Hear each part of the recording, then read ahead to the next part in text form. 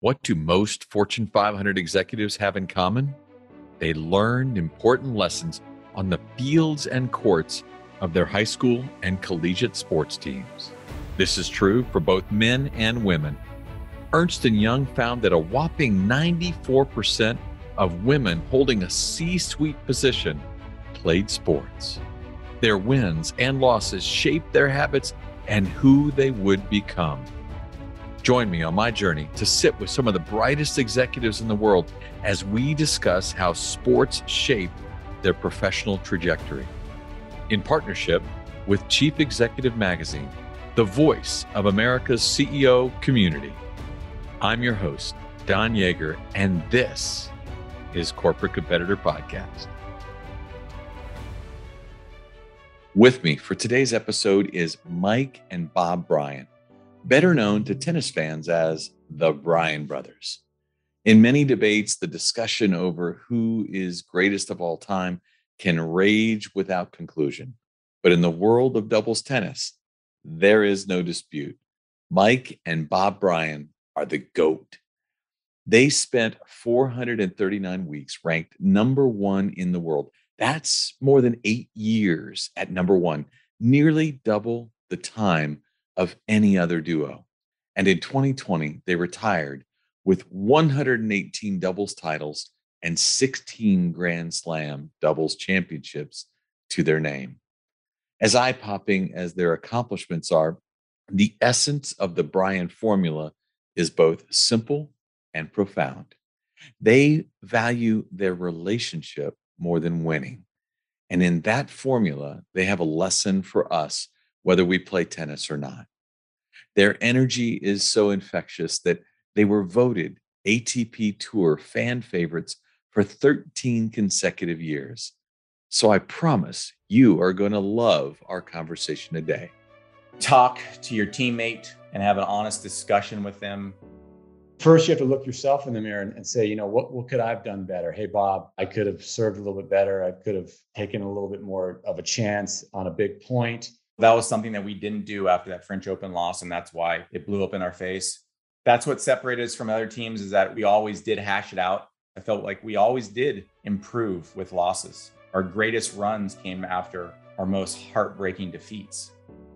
Mike, Bob, thanks so much for joining us. Thanks for having us, Don. Yeah, good to be with you again, Don. It is so great to reconnect. I loved getting time to learn and spend time with the both of you, studying your story and understanding what it took for the two of you to become so special, both independently and together. There's a lot of lessons today that people can learn about doing great things together. You guys were born in Camarillo, California. Two wonderful parents. I had the chance to go out and spend a day and a half with them. Your dad, Wayne, as he will tell you, he was a sought-after college athlete. And your mom, Kathy, was a junior tennis champion and a multiple professional Grand Slam participant. Now, there's a crazy stereotype about the obsessed tennis parent, and yours were actually anything but. They worked overtime to raise you both believing that playing tennis was a privilege, that you were never pushed to do it. Mike, can you share with us a little bit about how your parents didn't force you to kind of live out their own passion? Yeah, we were very lucky with two supportive parents who really got it.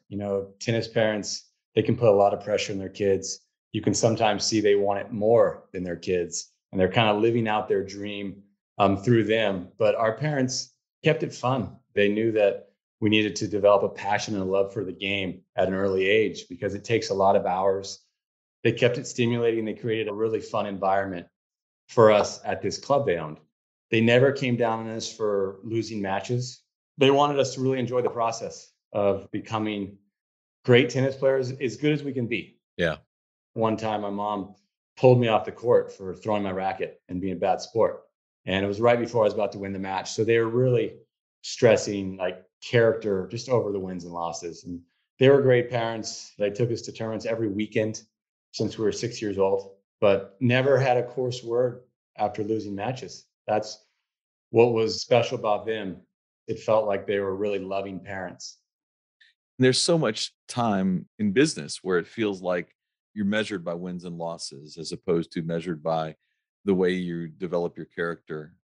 Bob, any lesson from that childhood experience that you've been able to use or think about?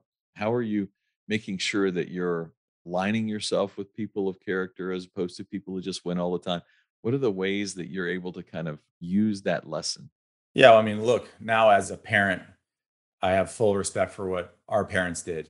You want your kids to act a certain way on the court. You want them to represent you and the family in a good light. So you want them to call the lines fair, not to throw their racket, not to pout.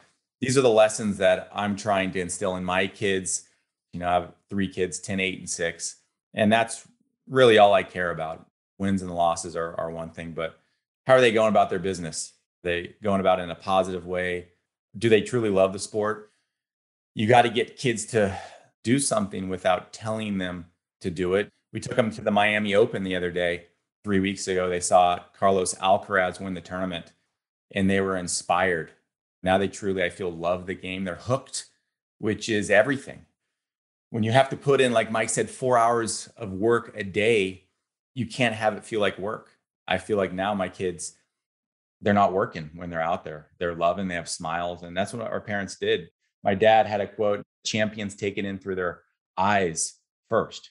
You have to see it to believe it and to become it. They did a great job taking us to see Andre Agassi play down at the Great Western Forum when we were 6 years old. We developed idols. We fell in love with tennis. We saw that next level and put posters on our walls, just chasing those goals. It never once felt like we were sacrificing. Looking back, I didn't go to prom. Mike was the only guy in our family to go to a school dance. We gave up a lot of things, but at the time, it didn't feel like we were actually sacrificing. It didn't feel like we were giving up. We were doing something that we loved.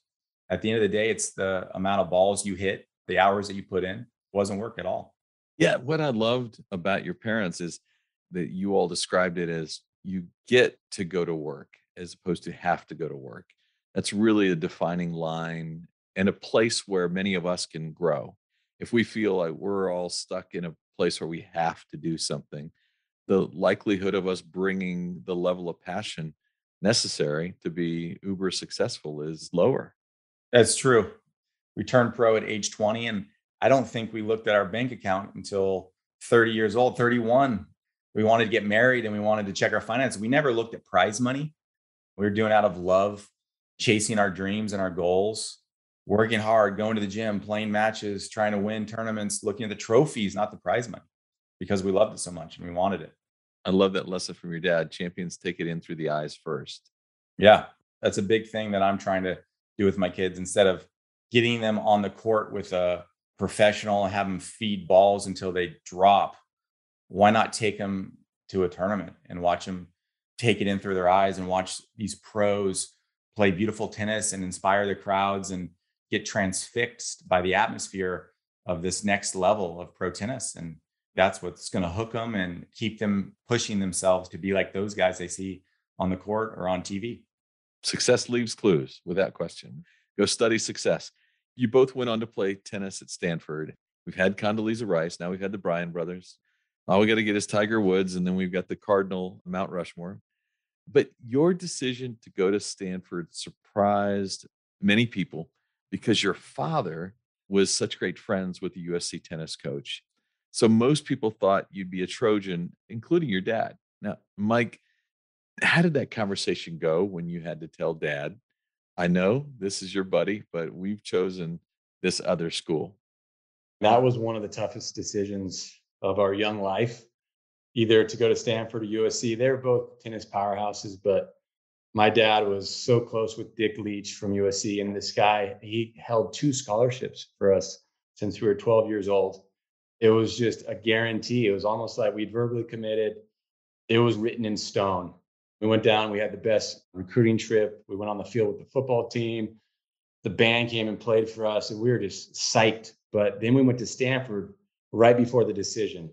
Dick Gould was just a master recruiter and awesome leader. Picked us up in his Mercedes-Benz and drove us up into the mountains behind Stanford. He's like, take a breath of the fresh air here. You're not going to get that down at USC. He just wined and dined us, and he had such a rich history there at Stanford. He took us through the beautiful trophy room that he built, and he was a master fundraiser. They just had a new stadium, and all the great Americans that went there, from John McEnroe to Roscoe Tanner. And so he totally sold that. And by the time we went home, we were like, oh, this is going to be a tough decision. But he called us the night before and said, if you guys are having any doubts, I'm going to drive 4.5 hours down from the farm, and I'll be in your living room. And that made us feel special. So we got on the computer, typed up all the pluses and minuses. Stanford had 2 or 3 more positives. Luckily, my parents, they wanted us to make the choice. They didn't want to pressure us into doing it. We told my dad, and he had to make the call to Dick Leach. I remember watching him in the kitchen. The first thing he said was, they're going up north. And he started weeping. First time I've ever seen him cry. You could tell how loyal he was to Dick Leach. But I think that was one of the best decisions we ever made. We loved our 2 years up at Stanford. I think it was maybe the 2 best years we've had in tennis. We needed it. We needed to grow emotionally. We needed to grow physically. We learned a lot from Dick Gould, who really kind of took us under his wing. It was like a second dad. He was the ultimate team guy, one of the greatest coaches in history, 17 national titles, I don't know, in about 25 years. Everyone that went to Stanford that played for 4 years got at least 1 ring under Dick Gould. He instilled a lot of qualities that we took on the tour. One of them, never be satisfied. And I remember winning the national title on the courts at UCLA in 97. We couldn't believe we were national champions. He actually let me sleep with the trophy that night before taking it up to Stanford and putting it in the trophy case. So I took that big national title trophy. I had it under the covers in my room down in LA. But we were all celebrating in a dog pile on the court, jumping around. And Gould was calmly walking around, shaking the hands of the opposing team, like I always did, with class.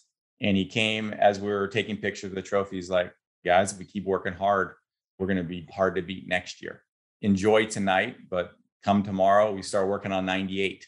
That was always his mentality, how we get better, never be satisfied. There's always another hurdle. You win a tournament on the tour, the next Monday, everyone's forgotten about that. They're all talking about the next tournament in Rome, or it's Monte Carlo. And you're really only as good as your last match. That's what we'd always tell each other. You got to bring it day in and day out, or you're going to get lapped. Right.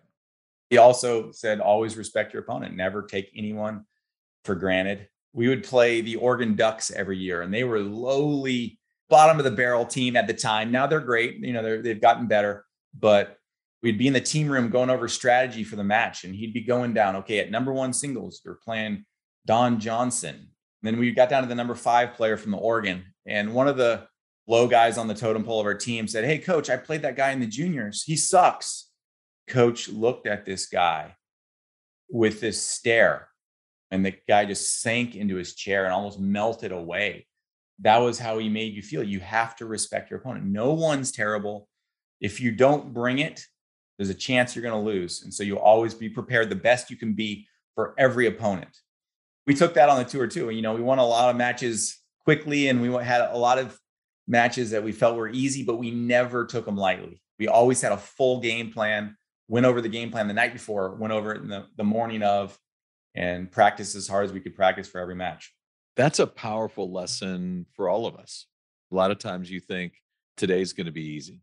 I got this. Yeah. The truth is, if you're not game planned, if you're not focused, even the guy that sucked in junior tennis could sneak up and get you. Yeah, exactly. Some of our worst losses came when we were flat. We felt like we had this match. We didn't feel like we needed to really focus on that team, and we felt too good. You got to get those nervous butterflies in the stomach, and that really takes you to that next level. You can't be too comfortable out there. You always got to be a little bit on edge, especially in competition. Bob, how did you get to be the one to sleep with the trophy? And Mike, I mean, were you at all jealous? I think we were sharing a room at the time. So he was in the bed next to me. He probably snuck in the middle of the night and snuggled a little. No. All right. So you're identical twins, born 3 minutes apart. Yep. We're 3 minutes apart. Actually, I was the younger twin for so many years, and we just found out that I'm older. Mike got married a few years ago and went into the courthouse and got his birth certificate and found out that he was the second multiple, which was a big shock to everyone. So I'm the older twin now. Always good to be able to point it out when you can. But your mirror twins, which I know you all have studied the concepts of them. Mike, you're right-handed, Bob, left-handed, a really great advantage to you. I love that you've always been teammates and have never competed against each other. You didn't want to feel the sense that you needed to compete against each other, that everything needed to be done with a unified goal. What can the rest of us who might not have a twin but have a business partner need to learn about keeping our competitiveness in check when it's in relationship with someone else? This philosophy started with my parents. We met in the finals of junior tournaments almost every weekend in singles. They had us flip a coin for it and default to each other. They didn't want us to become super hyper competitive against each other. And they wanted us to like be friends. And they knew that we were both striving to be number one in the world. And you can't be number one in the world when you're number two in your bedroom. It worked out because our bond became stronger. We became supportive of each other on the court. And it led to great things in doubles because we got along and we competed in everything off the court, either ping pong or who can eat more or what. But on court, we had respect and loyalty in this bond where if Bob won a singles tournament, it felt like I won it. So we were just really supportive of each other when it came to tennis. That's huge in business. You can't have that competitiveness. You have to really drop your individual goals when it comes to playing on a team, seeing the strengths of your coworker or, like I really respected what Bob did. He respected what I did. And that's what made us a good doubles team. But we didn't have that competitiveness on the court. What I love was that the both of you brought something different to a competitive environment and you valued what the other added to complete you. Yeah, you're right. We have different strengths, different weaknesses, but we complemented each other very well. I knew Mike had the greatest return in tennis, and I was proud to have that on my team. I wasn't jealous that he could return better than me. I wasn't jealous that on the 3-all deciding points, we would choose for Mike to take that point. I was happy to have that strength. My return wasn't the best, but Mike would fill that hole. Mike's serve wasn't considered the greatest on tour. I would be a lock to hold serve when we needed it to serve for a match. The lefty righty thing helped a lot with the wind and the sun and the spins and keeping opponents off guard and giving them different looks to deal with. We embraced our strengths and our weaknesses. Obviously, we tried to close these holes in our games as much as we could. David McPherson, our coach, we worked for hours trying to be the toughest out we could be as a team. And that meant me strengthening my backhand return, Mike working on his serve. We always sharpened our strengths, but we also closed those holes in our game, which made us very tough to beat in the later part of our career. How can we inspire that sense of camaraderie, pride? Is there any lesson or thought from your experiences that might help the rest of us learn how to be just a little more respectful and grateful for that teammate who achieved something big? We've seen this countless times on tour with doubles teams that there is an individual ranking and everyone wants to be that number one player in the world. And guys will go off and play an extra tournament during a separate week to get a few more points on their partner so they can be number one individually. That leads to a breakup usually because their egos are both getting involved. A little bit of resentment, bitterness seeps into the team. You have to see kind of the big picture and you have to have love and empathy toward your partner. Bob and I had this twin bond where we felt like we were kind of one entity on the court. Like everything he did, I felt like I was a part of. Same with me. I wanted him to succeed. And the more you want someone else to succeed, I think makes you better in the long run. I know that this world can be very competitive and there's some scarcity and you feel like you have to beat out the other guys. It's not always like that, especially when it comes to teams. You want to make your partner better. You want everyone to win. That's why when we were out there, I was always trying to be positive. We had our best matches when I was pumping Bob up or telling him how great His shots were, whenever there was a little dagger said, it could sink the ship right away. So we were very, very careful with that communication. You know, you always just want to be uplifting and positive toward your teammate. Yeah, look, in a sales environment, it's very different. If individual numbers are where it's at, that obviously can create jealousy and be tough on individuals. That's up to the team leader to really mediate that and create a team environment where everyone feels comfortable, everyone feels loved and safe. So you have freedom to have a bad spell. We had extreme loyalty towards each other, which gave us the freedom to make mistakes. If I got cold during a 2-week stretch over in Europe, that Mike wasn't going to go jump ship and find another partner. We knew we'd work it out as a team and get on the practice court together. And Mike would hit me more balls and work on my shots. Or if Mike had a bad stretch where he had a couple double faults, I wouldn't be going back to the locker room telling our opponents how Mike choked. We are always in it together as a team. And that culture made us feel safe and gave us freedom to really take risks, which made us dangerous. When you're playing safe, that's when you're vulnerable. You know, I love that we're having all this brotherly love right now, but I want to ask you about one of my favorite stories, which did not involve brotherly love. Wimbledon 2006. Yeah. Yeah. Yeah. Look, I know the story that you're going to bring up here because as brothers, we tried to be positive, but there were times where it got nasty. One of our Achilles' heels was the fact that we could say anything to each other as brothers, and we knew how to needle the other guy, and we knew what could hurt them the most. I knew that Mike was insecure about this, so I would ride him on that. And that brought us down. Sometimes it was a positive because we could air it out, but in Wimbledon 06, we had a very tough match. We had never won Wimbledon. The monkey on our back was getting bigger and bigger. We are having a first round match that we felt like should have been routine. It turned out to be a 4-hour match, 10-8 in the fifth. We were scared that we were going to lose. We squeaked through, but in the car ride home, we were doing a lot of finger pointing. Those fingers turned to fists and we were swinging at each other. The car was rocking back and forth. The driver was like white knuckling it on the steering wheel. Like, what are these crazy guys doing in the back?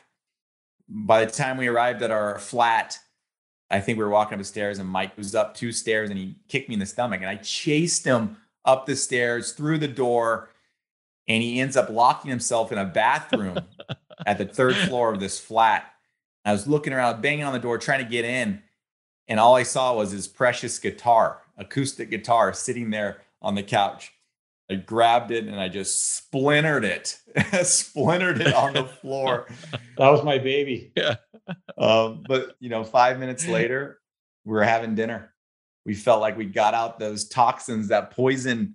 We're good about that, about bouncing back from violent encounters or crazy conversations. We didn't hold grudges. That's a lot to do with the twins and the bond that we had.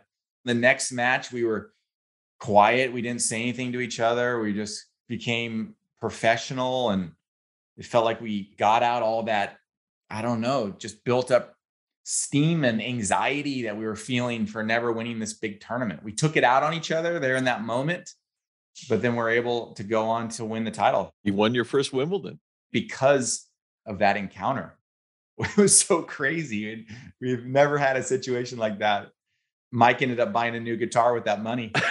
I was going to ask Mike, did you ask Bob to buy it out of his money? He actually got even because I got that last kick and I kicked him off those stairs. That was worth the $2,500 that guitar was. Yeah, he still owes me though. He still owes me. We don't condone violence, but we think that like communication is key to these things. And we had our way of communicating as twins. And that's what kept us going for so long. We played on tour together for 23 years and we'd air it out. We would say what needed to be said. And in that particular match at Wimbledon, I think we had a little bit of a hangover from losing the French Open final, 3 weeks before. And we hadn't talked, but we still felt that anger from that loss. And maybe Bob could have done a few things and I could have done a few things and we never really talked about it. And that kind of just built up, and then it blew up after that match. And then it felt like we had a clean slate. Yeah. Most teams, when they lose matches, they fly off to different cities. They don't talk about it. And then this kind of poison, Resentment. it's just built up resentment. And then eventually it's too much for them.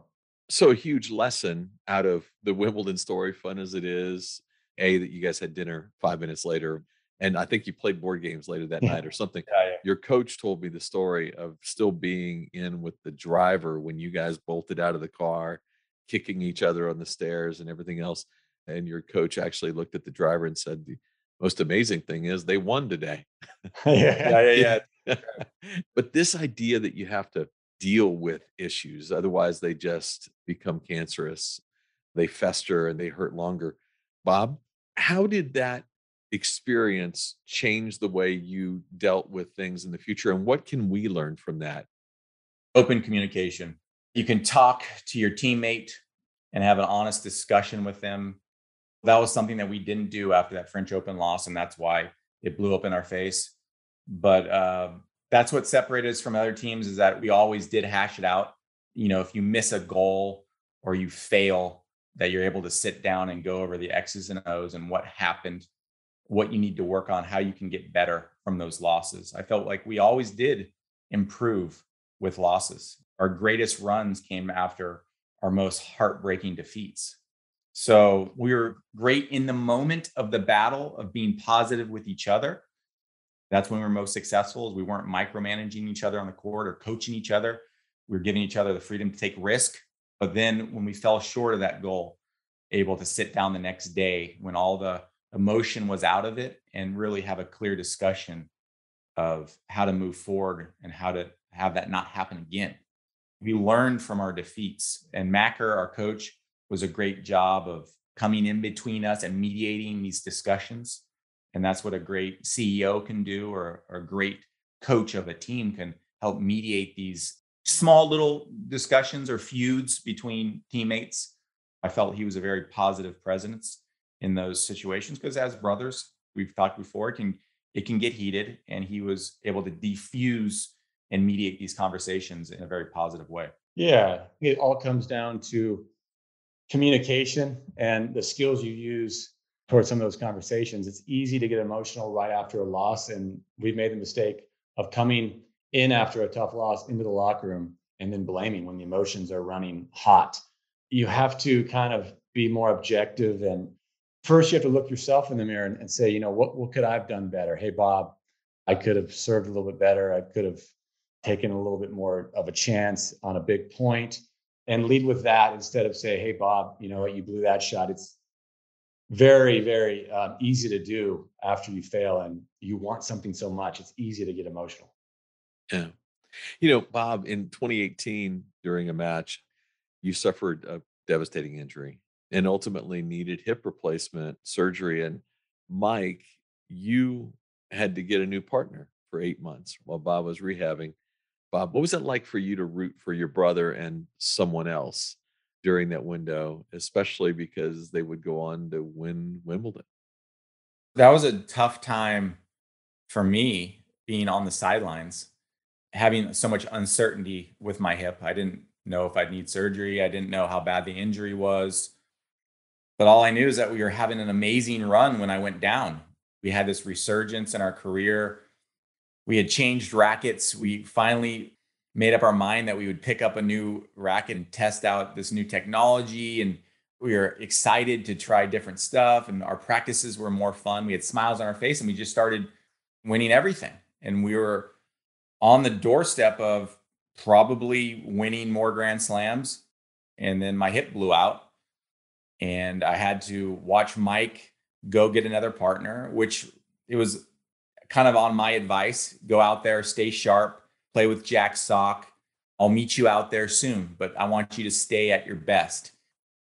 I didn't know he was going to go win Wimbledon. It was hard to watch. It was hard to watch because I felt like that was where we should have been together, playing on a packed house, holding up our 17th Grand Slam trophy. I had it on the TV in the living room, but honestly, I was in the gym doing workout. My wife would yell the score from the living room. Hey, Mike's, they're about to win. He's serving for the match. I was pumping weights. I was, working on my balance. I was doing squats. It was motivating me to try to get back quicker. But at the end of the day, Mike was very, very supportive of me at the time. It was tough, but I actually was very happy for Mike. He deserved it. It showed how good he was. Jack Sock is a great partner, but Mike was the experience on the team.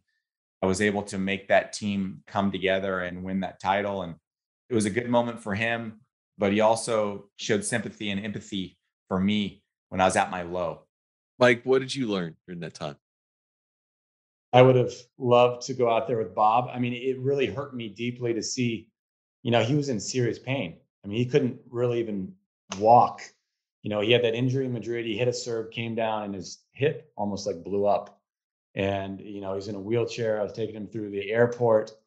And it was just a lot of uncertainty, but it was amazing that he gave me the support to go out and play without him. It felt like a piece of me was missing. When I picked up Jack Sock, he was the only guy available for Wimbledon. Bob and I both knew he was a talent. He brought a lot of weaponry to the table and athleticism. And I had to adapt and kind of adjust to this whole mentality. Bob and I were so professional.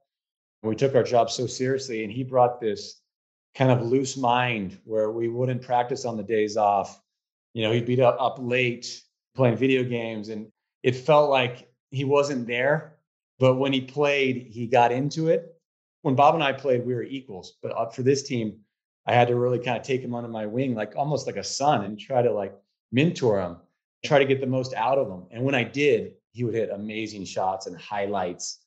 It was almost like opposites attracted. He brought this, this flair. I would just be solid and play the percentage, but it all worked out. We were down match points early in the tournament and we somehow got through it. But it wasn't the same.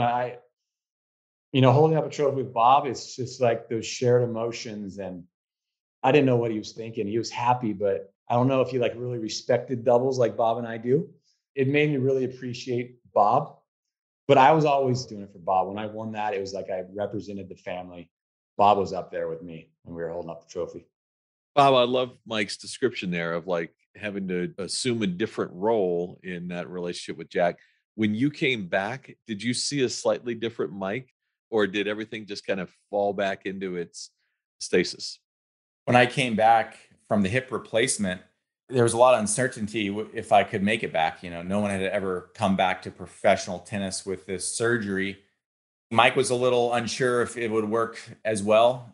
In December, getting ready for the Australian Open, I was only 4.5 months since the surgery. The doctor said it would be about 9 months for the full recovery.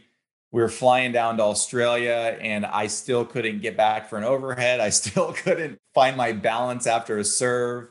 I kept assuring Mike, hey man, just give me a chance. I'll be ready by the time we land. At 5 months, we made the quarterfinals of the Australian Open. And I thank Mike for having the confidence in me. And, he was number one in the world at the time. No one had ever played with this wobbly hip. It became super solid by about 6 months. We won Del Rey. We came back and we defended our Miami Open title in my backyard, which was one of the greatest, most emotional moments of my career.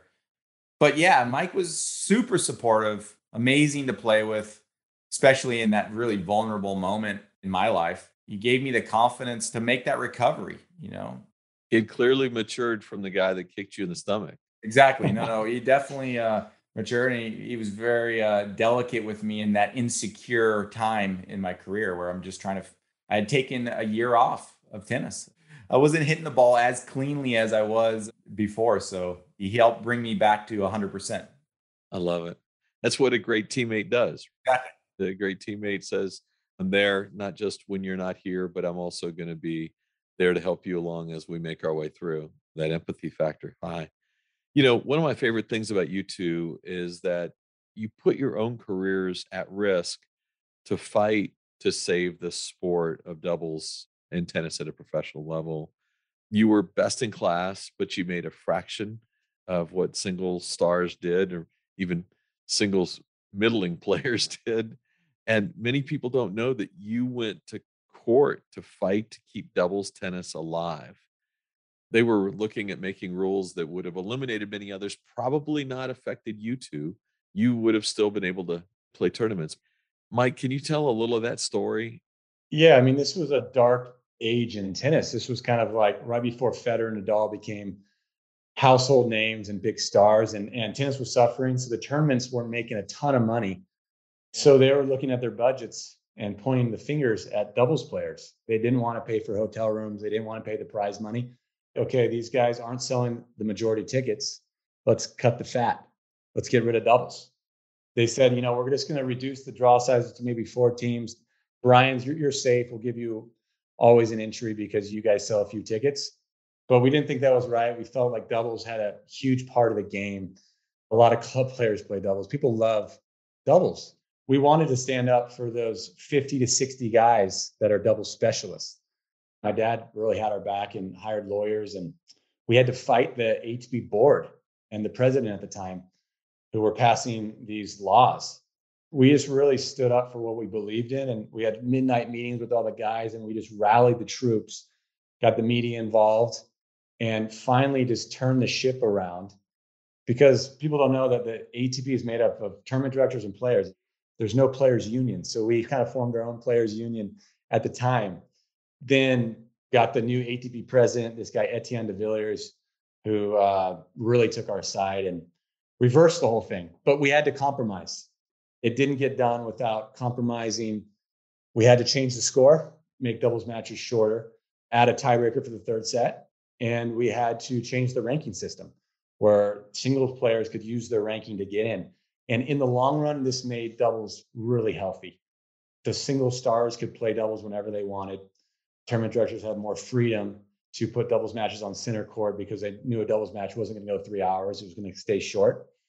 I mean, it was a tough time, but we all went to bat and we came out on the other side a lot better for it. Bob, as Mike pointed out there was almost this unsaid, don't worry, Bryan Brothers, you all will have a pass. You sell a few tickets. Could have been easy for you to have sat back and said, let the rest of the world fight. We're good. Yeah. Where does that come from to say, sorry, there's something bigger here? Yeah, they wanted us to support the initiative by saying, Bryan Bros, you have a wild card for life, and you're always going to be in these doubles draws, but we're going to get rid of the other guys. So don't worry about it. Those guys are gone, but those are our brothers. Doubles is a strong part of tennis history. These doubles players work hard. They don't get the limelight like the singles guys do. They don't have the fat bank account, but they're also have unique skills and they're working hard. And we didn't feel those guys should have no jobs. We all put in money for this lawsuit, and it was a sliding scale.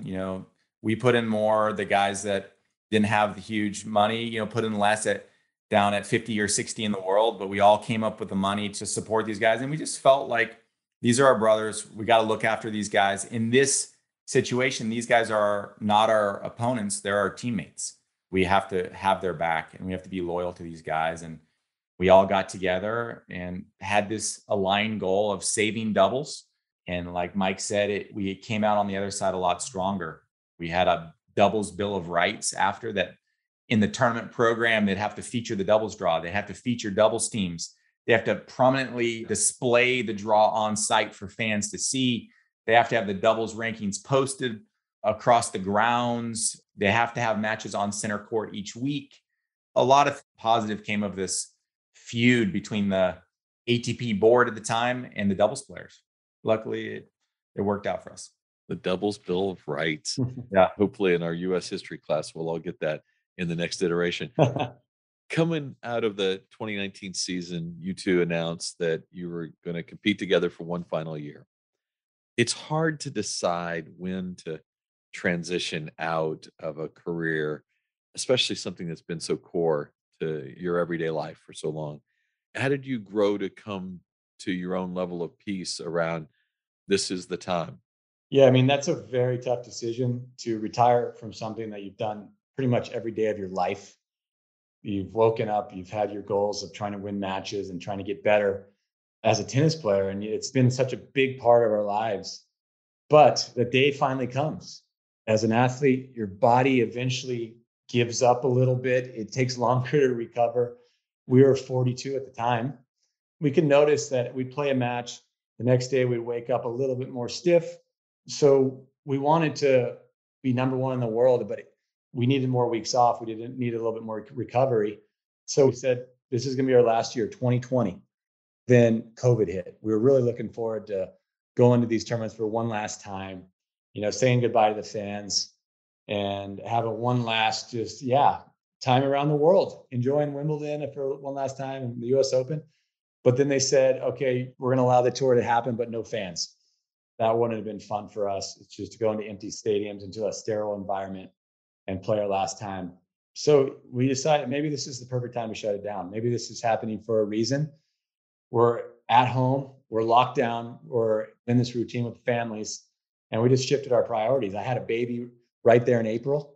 I just started changing diapers and just going 100% into daddy mode.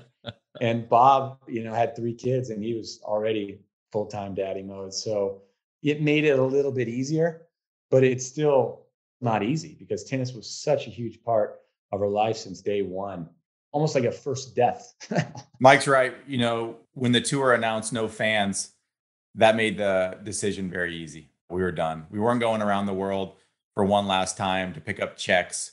It was all about feeling that atmosphere, feeling that adrenaline for one last rush, and just kind of using that time to come to terms with saying goodbye to the sport. Once no fans were announced, it just made it very easy decision. We're done. That's it. And COVID kind of made us say goodbye. It kind of forced us into that, which kind of made it easier. We actually won our last tournament in Delray, so we still buzzing from that memory. That Delray Beach is 20 minutes from my house, and our families were there. They gave us a great ceremony on the court. We played one last Davis Cup match for the U.S. in Honolulu, which was actually our last match. So we had great feelings from 2020. Obviously, we didn't get to play those extra 8-9 months and say goodbye at the U.S. Open, but we had a great run. We're very grateful for how it went. It was a perfect time in our life. Mike had the baby. I had 3 kids at the time, and we were going in different directions, and it felt like a sacrifice, to be away from the family. And tennis never felt like a sacrifice, but with our growing families and personal lives, it started to become a tougher balance. So it was the right time for us. It's interesting for so many executives, so many others. We value our professions and what we do so much that day when you have to step away and suddenly the day after you're trying to figure out gosh, my inbox isn't as filled with notes as it was before, or now I'm worrying about tea times and stuff. What advice can you give us about how to be good in transition that you've learned from these last couple of years? You're dead on that. Your emails dry up a little bit. You don't get the text messages. Some friends go away. I find people do forget pretty quickly. So with this, you have to be very secure in yourself. You have to realize you don't have to do anything externally and you're still going to be okay. But if you're still chasing that carrot to please other people, then it's going to be a long, tough life because you're not as famous as you once were. You're not Mike Bryan, the tennis player. So you lose that identity, but you have to be secure in yourself. That creates true happiness and fulfillment. Look, I mean, the toughest thing about stopping a career cold turkey is that drive that you wake up with every day, finding that next passion that gets you out of bed. And that was always tennis. You got to go to the gym. I want to get my legs stronger to play in the French Open next week. And you're always trying to work on those little things to get better. Right now, we're pouring that into our families. I'm making breakfast for my kids, driving them to school, and we're going to tennis lessons and music lessons. So right now, we're pouring that into our family. When we find something business-wise that we're super passionate about, we're doing little projects here and there. We're trying to let the dust settle from that 23-year whirlwind on tour. We felt like we never stopped. So right now, we're just kind of taking a deep breath and gearing up for the next chapter of our lives professionally. We're still doing a lot of exhibitions and we're staying busy with commentary and different things, but I think there'll be something that really hooks us that will give us that same feeling that we had on the court. I love it. You two are one of my favorite teams of all time. I just have loved learning that concept of team is really big, applies both corporately and otherwise. Thank you both for all that you've been willing to open up, share, I've got 3 pages of notes sitting right here just from this quick conversation. I have learned from you in the past, and I've learned from you today. Mike, Bob, thank you all both for being corporate competitors with us today. Thanks for having us on, Don. Appreciate it. Wow, those are 2 of my favorite people. So I'm so glad today we had a chance to share them with you. I love Mike, love Bob, and I loved watching the chemistry that they developed together and that they work through their challenges. What a great lesson for us as we have teammates who we have to lean on in our own space. How do we make sure we show empathy for them? How do we make sure that we create an environment in which we can speak truth to each other, not break guitars on each other, but at least speak truth to each other? Because when we can actually do that, when we can break down barriers, not let things fester, it is amazing how much more quickly we pull back together and we create a great team. I loved the discussion about always respecting your opponent and how over the course of their very storied career, the one place they struggled the most was when they failed to respect their opponent, and that they had a strong lesson there about always having a game plan, no matter how superior you might think you are to someone you're competing against. Make sure you are giving them their proper due. And then that concept that you must never be satisfied. Yes, you might sleep with the trophy tonight and it might be exciting, but tomorrow it's get up and grind. Tomorrow it's an opportunity for you to go out and begin building the life and the preparation that will take you to that next trophy. What an amazing window of time. I hope that today you will leave with content that will help you go out and be a better teammate and a better competitor. If you could share one habit, one thing you've done consistently that allowed you to separate yourself from your competitors, what would it be? In my 30-year career, 2,500 of the greatest athletes, coaches, and leaders answered that question for me. This is Don Yeager, who did that article I was telling you about. Don, Dave Sims with Coach K. How you doing? Hey, Don. How you doing, my man? Great, sir. What they gave to me is what I'm giving to you in my online course, Journey to Greatness. Through engaging storytelling and on-demand videos, you will learn the 16 habits that will jumpstart your personal growth. I will instruct you on how to apply these winning characteristics to your life through custom workbook exercises. We are slashing the price for our podcast listeners. Lifetime access to Journey to Greatness is normally $399, but for our podcast listeners, it will be $49 with the code podcast at checkout. Click the banner on corporatecompetitorpodcast.com to enroll. Thanks for listening to the show. I would be so grateful if you left us a rating and a review. We will be rolling out a new episode every Wednesday. To be the first to listen, subscribe to the podcast on our website, corporatecompetitorpodcast.com. Plus, as a thank you gift, you will receive a free chapter from one of my best-selling books on the habits of high-performing teams. Stay in touch by connecting with me on social media at Don Yeager, Yaeger, on Twitter, Facebook, Instagram, and LinkedIn. Until next week, I appreciate you.